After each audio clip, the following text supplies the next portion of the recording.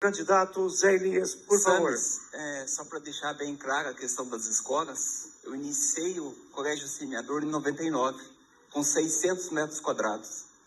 Entreguei com 10 mil metros quadrados para um dos maiores grupos educacionais do Brasil. Eu construí mais de 60 salas de aula. Atendi muita gente que precisava, bolsistas. Assim como os teus cursos universitários são incompletos, a tua gestão também foi incompleta. Inclusive o semáforo da Avenida Felipe Vancher eu tive que comprar na tua gestão. Não tive apoio, assim como diversos empresários não tiveram apoio. O João está no meu partido, Gatinha. Tem feito uma gestão de austeridade e não votou a favor do aumento de salário.